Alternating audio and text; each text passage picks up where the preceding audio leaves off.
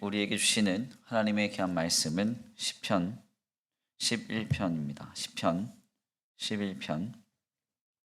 제가 가진 구약의 성경 809페이지입니다.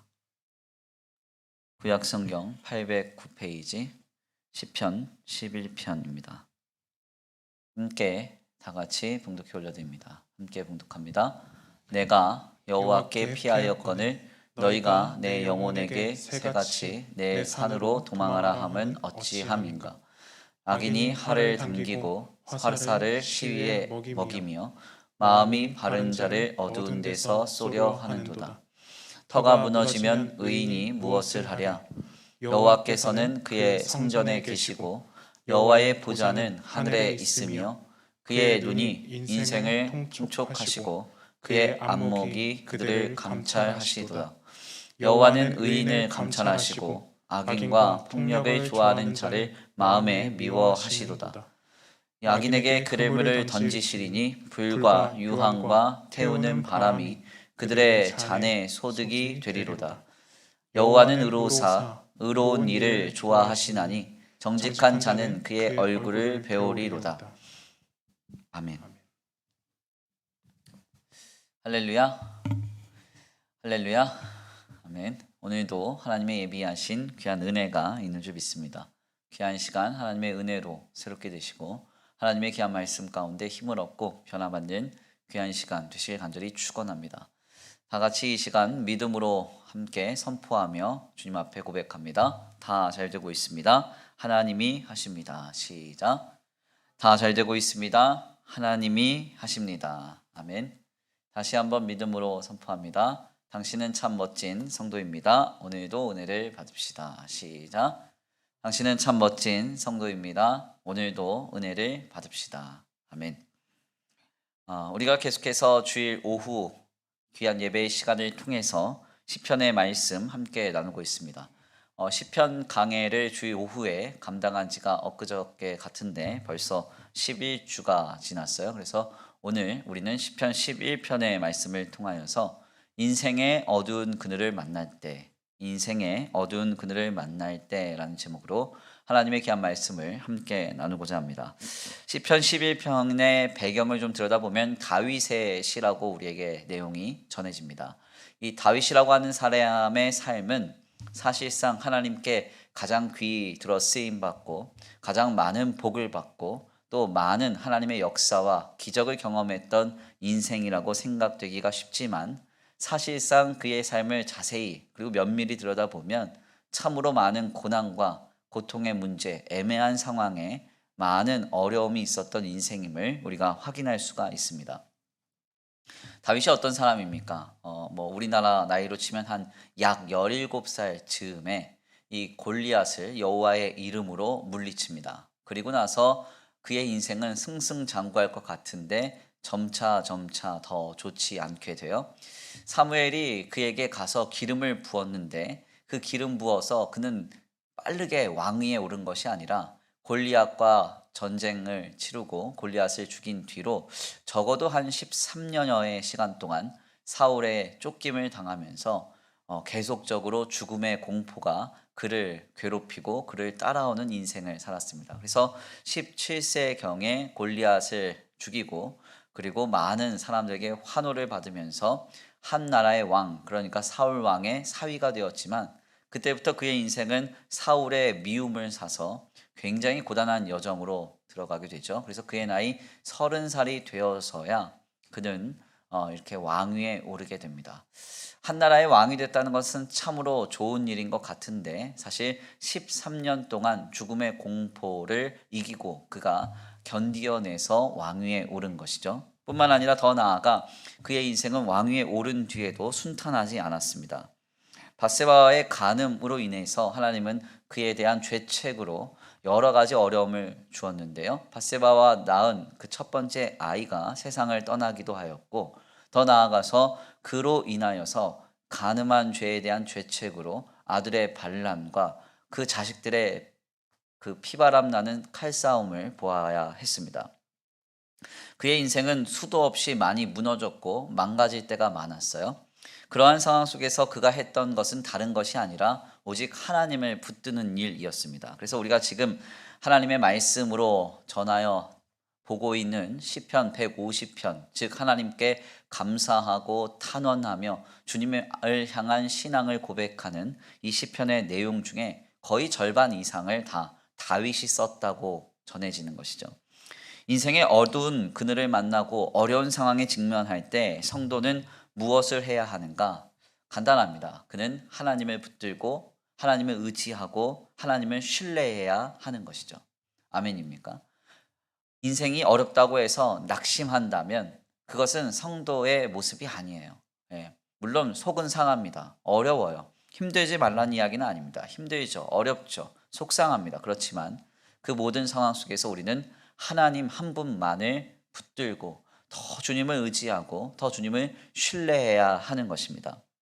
특별히 시편 11편의 상황은 우리에게 그 고단한 여정 속에서 무엇을 해야 하고 어떠한 신앙을 견지해야 하는지를 매우 분명하게 교훈합니다. 한 가지 좀 신묘한 우리의 인생의 진리가 있어요. 그것은 무엇인가 하냐면 삶이 흔들릴 때, 그러니까 삶이 고통 가운데 있을 때 진정으로 보이고 확인되는 많은 것들이 있다는 것입니다. 우리의 삶이 평탄하고 평안할 때에는 사실상 확인되지 않는 것이 있어요. 그것이 무엇입니까? 진리가 보이지 않고 소중한 것이 보이지 않는 것이죠. 그래서 소중한 것, 본질, 진짜 이런 것들은 사실 삶이 흔들릴 때 더 그 가치를 명확하게 드러내는 것입니다. 오늘 우리의 삶의 현장 역시도 그렇잖아요. 코로나의 시대가 거의 지금 1년 동안 지속이 되면서 우리가 늘 당연하게 생각했던 일상이 얼마나 소중했는지를 깨닫고 있고 마스크를 벗고 하품하는 거, 옆에 있는 사람과 침을 튀어가면서 이야기하는 거, 이것이 얼마나 소중했던 것인지 우리 잘 몰랐잖아요. 함께 모여서 정말 앞사람과 함께 큰 소리로 소리 높여 찬양하고 기도하고 서로가 부둥켜 안고 끌어안고 기도하고 이런 것들이 얼마나 소중한 현장이었는지 우리는 지난날 잘 몰랐어요. 그런데 우리의 인생이 흔들리니까 어려우니까 확인이 되는 거죠. 아, 참 소중한 것이구나. 이 당연하다고 여겼던 것이 진짜 소중했구나. 그리고 이러한 상황에 직면하니까 무엇이 본질인지, 무엇이 진리인지, 무엇이 진짜인지가 보여지기 시작하는 것입니다. 그래서 때때로 삶에 찾아오는 고통과 어려움의 문제는 무조건 나쁜 것이다 라고 할 수는 없습니다. 이것은 뭐 단순하게 그냥 우리의 삶에 일어나는 소소한 일들에서부터도 그러해요. 예를 들어서 우리의 몸이요, 어디 장기가 이상이 있으면 아프다는 것이 감지가 돼야 돼요. 그렇죠? 그러니까 내가 여기가 쿡쿡 찌르고 아파요. 아프면 그 아프다는 신호를 왜 보내는 거예요? 치료 받으라고 보내는 거죠. 네. 맞아요? 아니에요? 그런데 아프지 않고 있다가 죽을 때 다 돼서 그것이 드러나게 되면 어떻게 되겠어요? 그것만큼 불행한 것이 없죠. 그러니까 사실 어디가 아프고 어디가 힘들고 하는 것은 우리의 삶에 뭔가 건전함을 도모하려고 하는 방향에서 필연적으로 나타나는 일일 수 있다는 거예요. 뭐 이게 확당한 예인지는 모르겠습니다. 제가 이제 작년 한 12월 초부터 이제 지금 이제 2월 가량까지 됐는데 거의 3개월 동안을 뭐 코로나 때문에 막 정신이 없고 이래가지고 또 이 연말 사역이 많고 이래가지고 운동을 좀 제대로 못했습니다. 그러니까 늘 아침에 이제 운동하고 이제 해야 하는 그 운동의 할당량이 있는데 그걸 안 했어요. 못한 거죠. 정확하게 말하면 헬스장도 문을 닫았고요. 그러다 보니까 활동량이 확 줄었습니다. 줄다 보니까 이제 운동할 때 어떻게 돼요? 힘든 거예요, 지금은. 이제 운동하면. 그런데 제가 이제 항상 느끼는 게 뭐냐면, 이게 운동을 하다 보면은 초반에 이 운동을 안 하다가 하면, 그래서 지금 제가 좀 살이 많이 쪘는데, 이 살이 좀 빠지잖아요. 근데 빠지면서 나타나는 현상이 뭐냐면, 어지러워요, 어지러워. 예, 몸이 어지러워요. 그래서 이게 이석증인가? 이렇게 혼자 착각할 만큼 막 이거 어지러워요. 예, 예. 그래서 제가 정무전도사님하고도 같이 운동하면서 지난번에 그랬는데, 어지러우면 더 운동하자. 이렇게 얘기했거든요. 어지러우면 더 운동. 그랬더니 정무전도사님이 그런 건가요? 이러면서 저한테 막 웃으셨는데, 중요한 건 뭐냐면, 근데 제가 이제 늘 나타나는 증상이 그렇더라고요. 그래서 열심히 운동을 하다 보면은 어떻게 되냐면 이제 어지러워요. 왜냐하면 몸이 움직이다가 안 움직이다가 움직이니까 위험하다고 느끼나 봐요. 예, 그래서 막 어지러움증도 있고 몸이 어디가 아픈 것도 같고 뭐 몸살이 난 것도 같고 막 이래요. 그런데 그때 내가 힘들구나 하고 딱 그치면 어떻게 되냐면 더 이상 변화가 없어요. 예. 저도 이제 사실 이제 한 그 지지난주쯤부터 좀 운동을 좀 적극적으로 다시 하기 시작했어요. 헬스장 문 열고 나서부터. 그랬더니 여기저기가 아파요. 예. 왜 아픈가 생각했더니 움직여서 아픈 거예요, 움직여서. 예. 그래서 더 움직이려고 해요, 더 움직이려고. 저기 앉아 있는 서정무 전사님 저를 비웃는 것 같은데 그러려고 한다고요. 지금 말을 해야 제가 실행할 거 아니에요. 그렇죠? 때때로 우리의 삶에 고통의 문제가 다가온다는 것은 우리의 삶의 자리를 돌아보게 만들고 지금 내 상태를 점검하게 만들고 지금 나의 지금 자리가 과연 합당한가를 다시 한번 돌아보게 만드는 은혜가 있습니다. 그래서 삶이 무조건적으로 흔들린다는 것을 부정적으로 볼 필요는 없어요. 그래서 시편 기자가 말하기 뭐라고 말해요? 고난 당한 것이 내게 유익이라. 아멘입니까? 그렇게 고백할 수 있는 거죠. 때때로는 삶이 흔들리는 것도 하나님께서 우리의 삶을 유익하게 이뤄가는 건전한 방향에서 나타나는 필연적인 현상일 수 있다는 것입니다.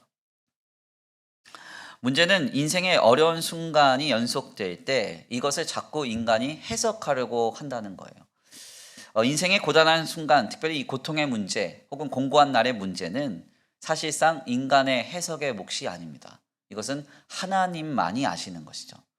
코로나의 문제이든 사회 경제의 문제이든 혹은 그 어떤 개인의 특정한 고통의 문제이든 간에 누구도 그것을 함부로 해석할 그런 권한을 주님은 주시지 않았습니다. 우리는 다 하나님의 주권과 섭리 속에 있고 주님의 성경은 매우 분명한 한 가지만을 말할 뿐이에요. 그게 뭡니까? 하나님이 당신을 사랑하십니다. 아멘. 하나님께서 우리를 사랑하시기 때문에 지금 나타나는 이 일들이 도대체 이해가 안 되지만 때때로는 애매한 고난 속에서 우리가 시험될 수 있고 어려울 수 있지만 그 모든 상황 속에서 우리는 다만 하나님이 당신을 사랑하시고 나를 사랑하신다는 그 말 외에는 할 수 있는 것이 없는 것이죠. 그러므로 모든 성도들이 주님 안에서 고통의 날들을 지낼 때에는 하나님께서 나를 사랑하시는구나 전제하고 이 모든 것을 통하여 합력하여 선을 이루실 주님을 기대하시면 되겠습니다. 우리는 오늘 본문 말씀인 시편 11편 말씀을 통해서 인생의 어두운 그늘을 만날 때 경험되는 몇 가지 고단한 그 미혹의 현장을 확인하게 됩니다. 특별히 그 내용은 세 가지로 우리에게 전해지는데요. 애매한 고난이 찾아와요. 다윗과 같이 나는 잘못한 것이 없는데 누군가가 괜히 시험에서 그 시기에서 내게 어려움이 찾아오기도 하고 나는 가만히 있었는데 시대적인 상황 때문에 혹은 사회적인 현장 때문에 어려움을 겪기도 해요. 그것이 개인적인 것이든 사회적인 것이든 혹은 어떤 우리의 삶에 자신이 자처한 고난이든 이해되지 않는 애매한 고난이든 간에 그러한 고난의 문제에 직면할 때 우리를 시험하는 몇 가지 상황이 이 시편 11편 말씀에서 전해집니다. 먼저는 첫 번째, 그 고통의 상황 속에서 하나님께 피하지 말고 산으로 도망가라라고 하는 미혹을 만나요. 1절입니다. 오늘 본문 말씀 1절 우리 함께 다 같이 봉독해 올려드립니다. 오늘 본문 말씀 1절입니다. 함께 봉독합니다. 시작. 내가 여호와께 피하였거늘 너희가 내 영혼에게 새같이 내 산으로 도망하라 함은 어찌함인가. 아멘. 우리의 인생에 고단한 상황이 딱 다가오면 어떤 문제가 찾아오는가 하냐면 내가 하나님을 정말 신뢰해요. 믿어요. 그래서 내 마음을 지키고 신앙을 자꾸 지켜가려고 그래요. 그런데 그 상황 속에서 외부로부터 미혹이 딱 들어온다. 그게 뭐냐면 하나님께 피하지 말고 산으로 피하라는 거죠. 산으로. 하나님보다 더 실제적이고 실질적이며 현실적인 해답을 붙들라고 얘기를 하는 거예요. 예. 물질의 문제가 있습니다. 그럼 이 물질의 문제 속에서 정말 하나님께서 주시는 은혜로 이 문제를 잘 극복해 나아가려고 하기보다는 사람을 찾아다니게 만들고 어떤 실질적인 해답을 쫓아 살아가려고 하는 것이죠. 자녀의 문제든 직장의 문제든 배우자의 문제든 생업의 문제든 다 마찬가지입니다. 우리의 삶에 직면하는 고단한 상황 속에서 이 실질적인 해답이라는 것, 현실적인 해답이라는 것은 우리의 신앙을 흔들기가 매우 충분해요. 실제로 지금 이제 이 그 감염병의 전국이 오래도록 지속이 되면서 계속 이제 신학교를 중심으로 연구하는 것 중 하나가 지난 역사의 현장 속에서 감염병 전국에 어떤 일이 벌어졌고 주님의 교회와 성도들은 어떤 식으로 이 신앙을 유지하고 보존시켜 갔는가, 이런 것에 대해서 깊은 고민을 갖고 연구를 하고 있어요. 그런데 이러한 연구물들에서 공통적으로 나타나는 한 가지는 뭔가 하냐면, 너무 엄청난 고통 속에서, 그리고 해석이 안 되는 애매한 고난 속에서 그러한 상황에 직면한 성도는 거의 대부분 신앙의 회의감을 경험한다는 거예요. 회의감. 믿어봤자 별 필요가 없다. 네. 하나님을 믿는다는 것이 어떤 의미가 있는가? 괜히 마음이 붕 뜬다는 거죠. 왜 이런 일이 벌어집니까? 자꾸 옆에서 야, 그것보다 실질적인 거, 좀 더 현실적인 거, 실제적인 해답이 있어 라고 말할 때 그것이 마치 우리를 구원할 만한 전부인 것처럼 생각이 든다는 거죠. 바로 이런 상황이 애매한 고난 속에서, 삶의 고난 속에서 살아가는 성도들에게 찾아오는 미혹과 시험입니다. 두 번째는 악인의 공격과 의인의 피해를 목도하게 된다는 거예요. 오늘 본문 말씀 2절인데요. 우리 함께 다 같이 봉독해 올려드립니다. 2절 함께 봉독합니다. 시작. 악인이 활을 당기고 화살을 시위에 먹이며 마음이 바른 자를 어두운 데서 쏘려 하는도다. 아멘. 인생의 고단한 상황 속에서 그냥 어떤 이유 때문에, 필연적인 상황 때문에 내가 고단함을 경험한다 하면 관계가 없는데, 정말 공고한 나날들 속에서 어떤 일이 벌어지냐면 악인의 공격을 목도하게 돼요. 여기서 이 공격이라는 말을 조금 달리 표현하자면 악인의 형통이라고도 말할 수 있어요. 악인들은 막 승승장구하는 것입니다. 주님을 떠나 있는 그 주님을 모르는 세상 사람들이 더 잘 되는 걸 보게 돼요. 더 나아가서 그 현장 속에서 오히려 하나님을 붙들고 의지했던 사람들은 피해를 당하는 일을 보게 됩니다. 이러니까 이것이 얼마나 어렵겠어요. 이 코로나 전국도 마찬가지 아닙니까? 코로나 전국. 이 코로나 전국이 이렇게 1년여 동안 지속이 됐지만요. 죄송한 얘기지만 돈 벌 사람들은 많이 벌었다 그래요. 예. 부동산으로, 주식으로, 뭐 이것으로, 저것으로. 하물며 가상화폐, 비트코인 이런 거 한 사람들 돈 많이 벌었대요. 네. 정무전사님 뭐 했어요? 돈 안 벌고. 네. 빨리 대답하셔야죠. 기도했잖아요. 우리는 기도했잖아요. 나라와 민족을 위해서. 기도 안 했어요? 네. 하셨죠? 우리는 기도했어요. 하나님 살려달라고. 이 나라와 이 민족 불쌍히 여겨달라고. 우리가 기도하는 그때 주님을 모르는 자들은 부동산 투자하고 주식 투자하고 가상화폐 투자해서 돈 떼거리 이러면 안 되는데. 그러니까 많이 벌었어요. 이런 걸 보면 하나님께 속한 성도들이 시험에 들겠어요? 안 들겠어요? 들죠. 네. 안 든다고 하면 거짓말이에요. 안 든다고 하면. 하나님, 우리는 이 모든 지금 곤고한 이 시대의 문제가 우리의 죄와 우리의 악함으로 여기고 회개하면서 나라와 민족을 위하여 기도했는데, 왜 저렇게 하나님을 모르는 악한 사람들은 정말 세상의 세속적인 거에 빠져서 여기 투자하고 저기 뛰고 이것저것 해서 저렇게 형통합니까? 그리고 이 과정 속에서 물가는 자꾸 오르고 집값도 많이 올라서 오히려 하나님 앞에 경건함과 거룩함을 추구했던 사람들이 피해를 당했다. 그러면 더 시험되는 거죠. 이것은 오늘 우리만의 문제가 아니라 수천 년 전에 시편 기자도 똑같이 목도했던 상황이라는 거예요. 인생의 고단한 순간 속에서, 고통의 문제 속에서 악인이 공격하는 것을 봅니다. 그 공격에 의인이 피해를 당하는 것을 보게 돼요. 이게 얼마나 큰 시험이겠습니까?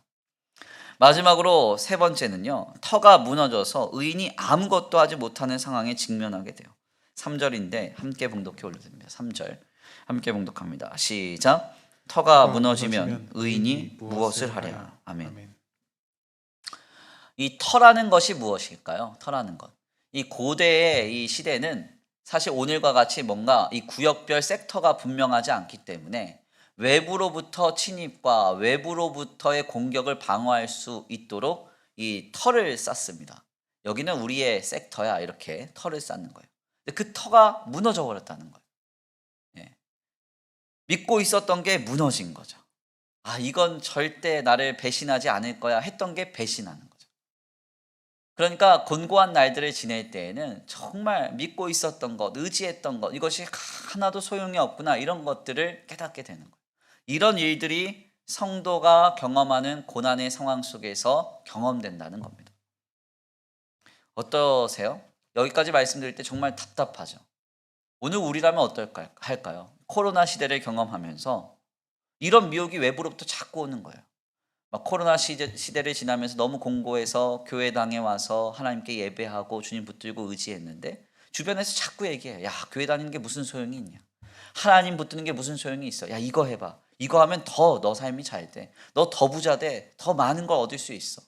그런 미혹이 쉴 새 없이 우리를 공격하고, 뿐만 아니라 그 과정 속에서 가만 보니까 주님을 모르는 사람들은 부자가 되고, 주님을 알고 주님 앞에 겸손히 나아가는 사람들은 오히려 더 가난해지거나 피해를 보고, 뭐 이런 게 보여지고, 뿐만 아니라 우리가 믿고 있었던 거, 내 든든한 백이요, 내 든든한 터라고 생각했던 게 다 무너지는 그런 현장이 계속적으로 우리에게 발견된다면 이 코로나 전국에 우리가 얼마나 어렵겠습니까? 지금 시편 기자의 상황이 이와 같은 거예요. 네. 단순하게 그냥 힘들었대, 이 정도가 아니라고요. 힘들고 고단한 날들을 지내면서 외부적으로나 내부적으로나 상황적으로나 사회적으로 계속 어려운 상황이 그를 미혹하고 시험하고 넘어뜨리려 하는 겁니다. 이러한 고단한 여정 속에서 성도는 어떻게 해야 될까요? 오늘 시편 기자는 매우 분명하게 우리에게 세 가지의 신앙의 태도를 교훈합니다. 먼저 하나님의 하나님 되심을 믿어야 한다는 거예요. 오늘 본 말씀 4절입니다. 우리 함께 다 같이 봉독해 올려드립니다. 4절 함께 봉독합니다. 시작. 여호와께서는 그의 성전에 계시고 여호와의 보좌는 하늘에 있으며 그의 눈이 인생을 통촉하시고 그의 안목이 그들을 감찰하시도다. 아멘. 네, 4절에서 갑자기 놀라운 신앙의 선언이 전해지죠. 1절에서 3절까지는 계속 어려운 상황, 시험 드는 상황, 힘든 상황만 전해지는데 4절에 이르러서 갑자기 신앙의 고백이 뜨겁게 터져 나와요. 뭐라고 얘기해요? 여호와께서는 그의 성전에 계시고 여호와의 보좌는 하늘에 있으며 그의 눈이 인생을 통촉하시고 그의 안목이 그들을 감찰하신다. 무슨 말이에요? 우리 하나님은 하늘에서 하나님의 보좌에서 모든 만물을 통치하시는 주님이심을 말하고 있는 것이죠. 그렇습니다. 고단한 날들을 지낼 때 제일 먼저 성도가 잊지 말아야 할 것은 무엇인가 하냐면 우리는 인생이라는 하나님의 시간 안에서의 점과 같은 시간을 살지만 우리 하나님은 영원이라는 시간 속에서 우리를 다스리신다는 사실이에요. 아멘입니까? 우리는 지금 당장 하나님이 하시는 일을 못 볼 수 있습니다. 답답할 수 있어요. 왜 하나님 무엇 하시냐고 이렇게 하나님을 어리석게 여길 수도 있습니다. 그렇지만 우리 하나님은 우리보다 늘 앞서 계시고, 아멘입니까? 이사야서의 고백처럼 하늘이 땅보다 높음같이 높고 바다의 깊음같이 그 깊음으로 주님의 놀라운 역사를 이루어 가시는 주님이신 줄 믿습니다. 우리가 바로 그 하나님의 하나님 되심을 더욱 믿어야 한다는 거예요. 지금 공부하십니까? 어렵습니까? 여기를 보고 저기를 보고 이 사람 보고 저 사람 보고 개인적으로나 사회적으로나 시험 들릴 투성이에요. 그때 뭘 해야 돼요? 하나님을 믿으셔야 돼요. 하나님을. 이때 진가가 나타나는 거예요. 하나님을 믿어야 돼요. 하나님을. 아멘입니까? 주님의 교회도 어렵잖아요. 힘듭니다. 오늘도 그나마 한 40여 명 이렇게 모일 수 있다고 하니까 그래도 많은 성도님들이 와주셨는데 조금 모였는데도 이렇게 반갑고 이렇게 즐거워요. 예. 그런데 중요한 것은 무엇인가 하냐면 정말 많은 교회들이 어렵죠. 힘들죠. 그러다 보니까 정말 어렵고 고단하며 시험 드는 상황들이 많이 발생될 수가 있어요.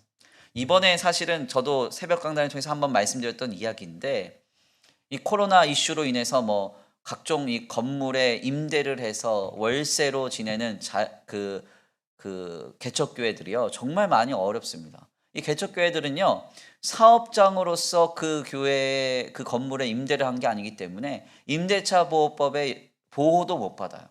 그리고 사업장이 아니기 때문에 어떤 지원도 못 받아요. 정말 어렵게 힘들게 지금 한 1년여를 지속하고 있어요. 그러니까 거기서 견디고 버티시면서 주님의 교회를 건전하게 세워가는 목사님이 계신다면 그것만으로도 참 존경할 만한 거죠. 그런 현장을 보면 답답하잖아요. 주님 뭐하고 계시나? 왜 안 도와주시나? 우리 이렇게 힘들고 어려운데. 그런데 분명한 점은 우리 하나님은 하나님이시라는 거예요. 아멘입니까? 우리는 알 수 없지만 주님 일하고 계십니다. 하늘에서 온 천지 만물을 돌아보시고 감찰하고 계세요. 아멘입니까? 통치하고 계세요. 우리가 그 하나님을 믿어야 한다는 것입니다. 두 번째로 이렇게 고단하고 어려운 상황 속에서 이리저리 시험 들 것 많은 이 인생 속에서 우리는 무엇을 해야 되는가? 5절에서 6절이에요. 바로 악인의 심판을 믿어야 한다는 겁니다. 함께 봉독합니다. 시작. 여호와는 의인을 감찰하시고 악인과 폭력을 좋아하는 자들 마음에 미워하시는도다. 악인에게 그물을 던지시리니 불과 유황과 태우는 바람이 그들의 잔에 소득이 되리로다. 아멘. 아멘. 무엇을 이때 우리가 믿어야 되느냐? 하나님은 반드시 악인을 심판하신다. 이거 믿으셔야 돼요. 아멘입니까? 우린 자꾸 악인의 심판을 내 눈에서 보기를 기대해요. 지금 당장 악인이 심판받아서 꼬꾸라졌으면 좋겠어요. 그런데 심판은 우리 몫이 아닙니다. 하나님의 몫이지. 아멘입니까? 그러니까 급하지 마세요. 왜 우리는 이렇게 힘든데 저 주님을 모르는 저 악한 사람들은, 혹은 세상에 속한 사람들은 왜 이렇게 저렇게 승승장구하고 형통한가? 혹은 저렇게 많은 사람들을 괴롭히고 공격하는데 왜 저들에게는 아무 일도 없는가? 그러면서 괜히 마음이 어렵지 마시라고요. 우리가 믿어야 되는 건 뭐예요? 하나님은 반드시 심판하신다는 거예요. 반드시. 아멘. 반드시 심판하세요. 한 가지 재미있는 그 결과가 있습니다. 미국에 보면 미국 20세기 초에 그 많은 이제 그 산업이 이게 부흥을 하면서 이렇게 그 독과점들이 늘어났어요. 독과점들이 늘어나서 사실상 많은 이제 재벌가가 나타나기 시작했거든요. 그래서 뭐 예를 들면 뭐 선박왕이다, 뭐 빌딩왕이다, 은행왕이다, 뭐 석유왕이다, 뭐 이런 식으로 해서 그 어떤 한 특정한 그런 산업의 분야를 독점하는 사람들이 이 거부가 되는 그런 어떤 일들이 벌어졌습니다. 그런데 그 사람들이 다 선한 사람이었느냐? 아니에요. 정말 악한 사람들이었어요. 흑인들 핍박하고 소수민족 핍박하면서 돈 줄 거 안 주고 막 겁박하면서 그렇게 돈을 막 끌어모은 거예요. 사실 그때 당시에 만약에 우리가 살고 있었다고 한다면 정말 시험될 일이에요. 미국 사회가 사실 이 기독교 정신으로 세워진 나라 아닙니까? 그런데 그런 나라에서 정말 그 인권을 착취하고 노동력을 착취해서 정말 그 노동자들의 고열을 뽑아서 누리고 호화 생활없게 하는 재벌들이 정말 우후죽순 생겨나게 됐다고. 그런데 놀라운 건 뭔가 하냐면요. 그 재벌가들 중에서 죄송한 이야기인데 록펠러 가문을 제외하고 30년 만에 안 망한 가문이 없어요. 안 망한 가문. 다 망했어요. 맨날 술 먹고 파티하고 놀고 호화생활 하다가 그 자손들까지 싸그리 다 망했어요. 싸그리 다.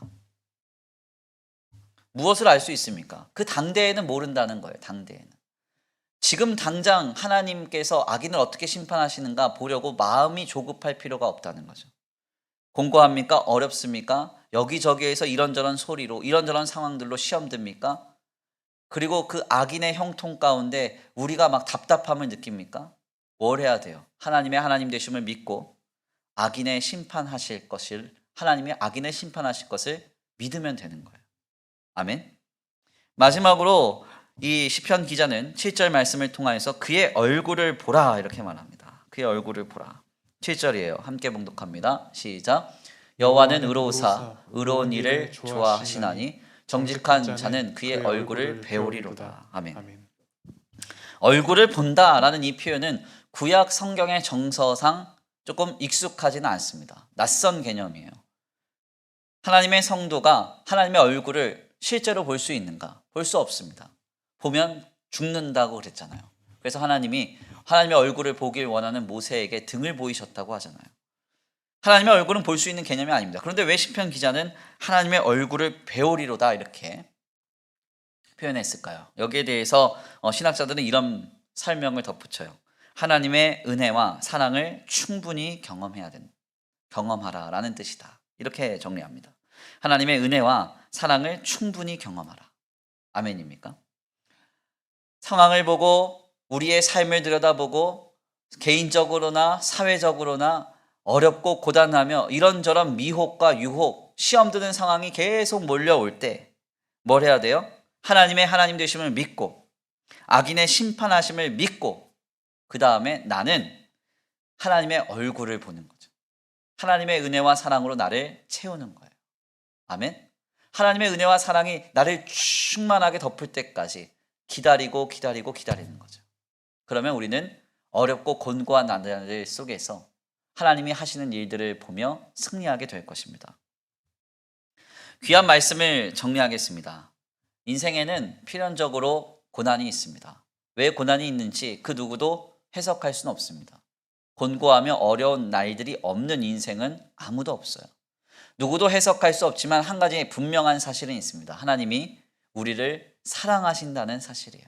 이것은 변하지 않습니다. 로마서 8장의 말씀처럼 사망이나 생명이나 천사들이나 권세자들이라도 어떤 것도 우리 주 예수 그리스도 안에 있는 하나님의 사랑에서 우리를 끊을 수 없습니다. 아멘입니까? 우리는 하나님이 사랑하시는 존재예요. 이 사랑하시는 존재인 우리가 이 땅의 삶을 살아갈 때 직면하는 많은 고난 속에서 우리는 많이 시험 듭니다. 낙심도 해요. 그냥 그 고난도 어려운데 이 고난 속에서 자꾸 외부적으로 미혹과 시험도 많아요. 하나님 붙들지 마라. 기도하지 마라. 그것보다 더 실제적이고 현실적인 것이 있다. 저것 봐라. 저는 하나님도 모르는데 저렇게 형통하고 저렇게 많은 공격을 자행할 수 있는 힘과 능력이 있다. 의인은 봐라. 저 의인은 저렇게 주님을 신뢰하면서도 저토록 피해를 당하고 있다. 이런 미혹이 우리를 넘어뜨리려고 해요.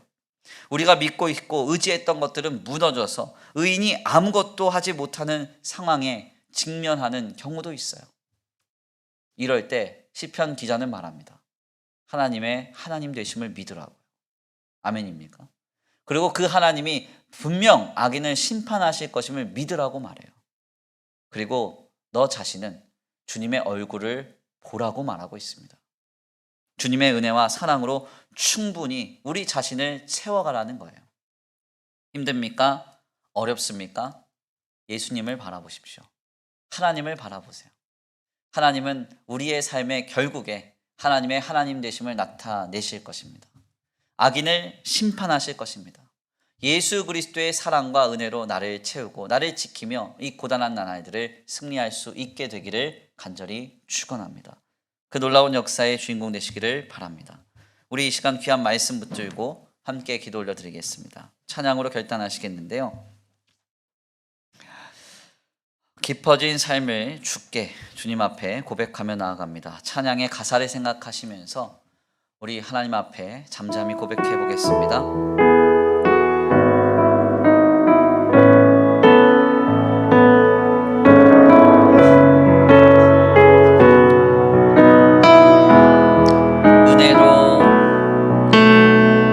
은혜로 날 보듬으시고 사랑으로 품어주셔도 내 마음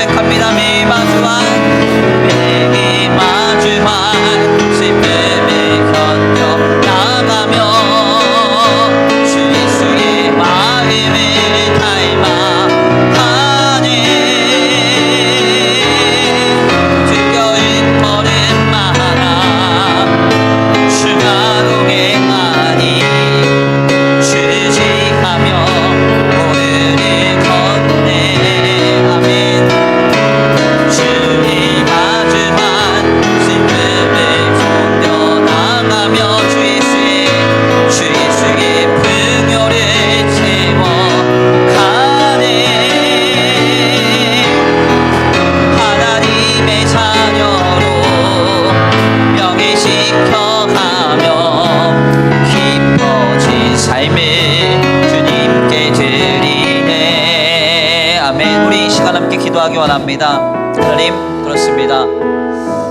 마음을 지켜가기 어려운 시대입니다. 하나님, 코로나19의 문제로만도 곤고하고 고단한 요즘인데 주변을 돌아보면 시험될 일이 많고 어려운 일이 많습니다.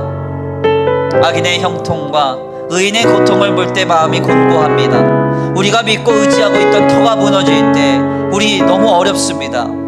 하나님, 그러나 주님 말씀하십니다. 너는 하나님의 하나님 되심을 믿으라. 너는 하나님의 심판을 믿으라. 너는 지금 하나님의 얼굴을 보라. 주님 말씀하고 계십니다. 하나님, 이 놀라운 신앙이 우리의 신앙이 되게 하시고 이 공고한 나라들 속에서 미혹당하지 아니하고 낙심하지 아니하고 믿음의 퇴보와 낙오가 있지 아니하고 더욱 신앙으로 굳건하게 설 수 있는 우리의 믿음이 되게 하여 주시옵소서. 우리 이 시간 간구하고 소원하시면서 주여 한번 부르시고 말씀을 들고 기도 올려드립니다. 주여,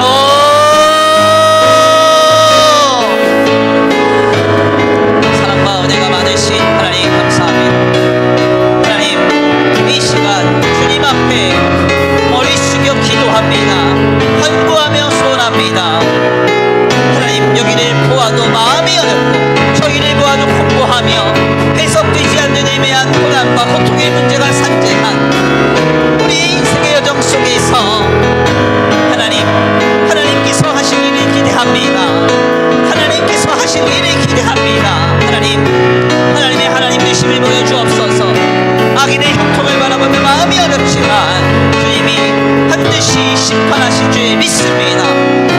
오 하나님, 우리의 마음을 지켜갈 수 있도록 지금 주의 얼굴을 배움나니 하나님의 사랑과 하나님의 은혜로 나를 충만케 하여 주옵소서.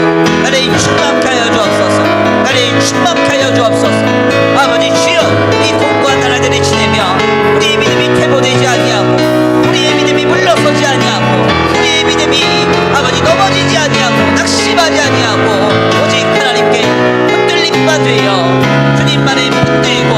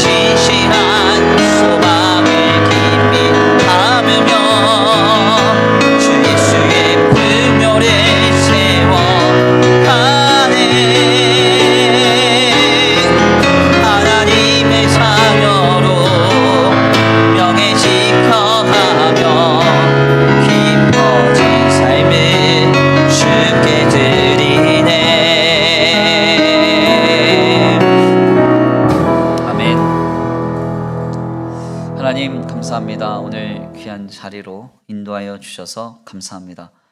주님 앞에 겸손히 엎드려 이 시간 시편 11편의 말씀 듣습니다. 코로나19의 문제만으로도 곤고한 우리의 삶의 형편 속에서 이리저리로 우리를 쥐고 흔들려고 하는 각종 악한 미혹의 상황들은 우리의 신앙과 마음을 무너뜨리려 합니다. 하나님보다 더 실제적이고 현실적인 것을 붙들라 하며 악인의 형통과 의인의 고통을 목도하며 우리의 마음에 신앙의 회의를 주고 우리가 믿고 있었던 터가 무너짐으로 무엇을 해야 할지 혼란스럽게만 합니다. 이 모든 상황 속에서 우리 주님 말씀하십니다. 너는 하나님의 하나님 되심을 믿으라. 너는 하나님의 심판을 믿으라. 너는 하나님의 얼굴을 보라. 주님 말씀하고 계십니다.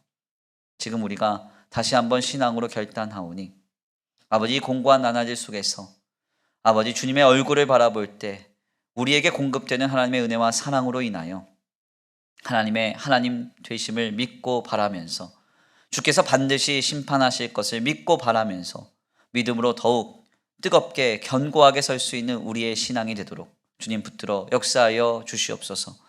오늘 귀한 오후 예배까지 예배하고 아버지 돌아가는 발걸음과 각 처소 위에 복의 복을 더하여 주시옵시고 한 주간의 삶을 영위하면서 그 어떤 악한 것도 우리에게 영과 육과 혼에 틈타지 않도록 눈과 같이 지키시고 보호하시며 공급하시고 은혜 베풀어 주시옵소서.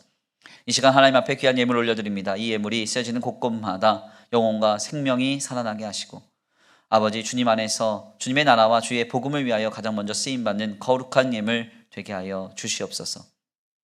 특별히 기도하옵기는 귀한 가정과 생업 위에 하나님 앞에 복을 누리기를 원하오니 주여 하늘의 보고를 여시사 차고 흔들어 넘치도록 복받는 우리 성도들의 가정과 생업이 되도록 역사하여 주옵소서. 도우실 줄 믿고 감사함을 올려드리오며 사랑과 은혜가 많으신 우리 주 예수 그리스도의 이름으로 감사하며 기도 올려드립니다. 아멘. 이제는 우리 주 예수 그리스도의 은혜와 성부 하나님의 극진하신 사랑하심과 성령 하나님의 내주 교통하심이 모든 어렵고 곤고한 상황 속에서 하나님의 하나님 되심을 믿으며 하나님의 심판을 믿으며 주님의 얼굴을 보며 살아가기로 결단하는 모든 성도들 머리 위에 이제로부터 영원토록 함께 있을지어다. 아멘.